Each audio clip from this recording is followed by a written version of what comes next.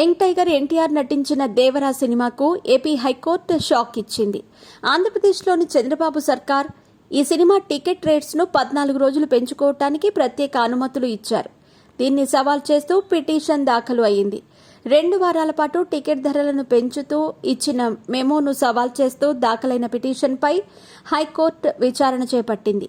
ఈ నేపథ్యంలో AP high court జోక్యం చేసుకుంటూ టికెట్ ధరలను 10 రోజులకే పరిమితం చేయాలని ఏపీ ప్రభుత్వానికి ఆదేశాలు జారీ చేసింది. దాదాపు 300 కోట్ల బడ్జెట్తో రూపొందిన ఈ సినిమాకు టికెట్ ధరలు పెంచుకోవటానికి, విడుదల రోజున 6 షోలు ప్రదర్శించుకోవటానికి ఏపీ ప్రభుత్వం అనుమతి మంజూరు చేసింది. థియేటర్లలో బాల్కనీ ధర 110 రూపాయలు, కుర్చీపై 60 రూపాయలు పెంచుకోవటానికి అనుమతినిచ్చారు. మల్టీప్లెక్స్లలో టికెట్పై 135 రూపాయల వరకు పెంచుకోవటానికి అనుమతి మంజూరైంది. 26వ తేదీ అర్ధరాత్రి 12 గంటల నుంచి 6 షోలకు, 28వ తేదీ నుంచి రోజుకు 5 షోలు వేసుకోవటానికి 9 రోజుల పాటు అనుమతినిచ్చారు. తెలంగాణలో ఈ సినిమాకు మొదటి రోజు మాత్రమే 100 రూపాయలు పెంచుకోవటానికి అనుమతులు తీసుకున్నారు.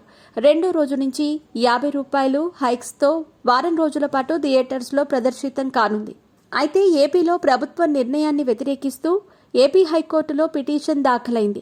ఏ ప్రతిపాదికన టికెట్ల పెంపుకు అవకాశం ఇచ్చారో చెప్పాలన్న పిటిషనర్ డిమాండ్ చేశారు. టికెట్ ధర పెంపుతో సామాన్యులపై భారం పడుతుందని పిటిషనర్ తన ఫిర్యాదులో పేర్కొన్నారు. దీనిపై విచారణ చేపట్టిన హైకోర్టు టికెట్ ధరలను 10 రోజులకే పరిమితం చేయాలని ఏపీ ప్రభుత్వానికి ఆదేశాలు జారీ చేసింది.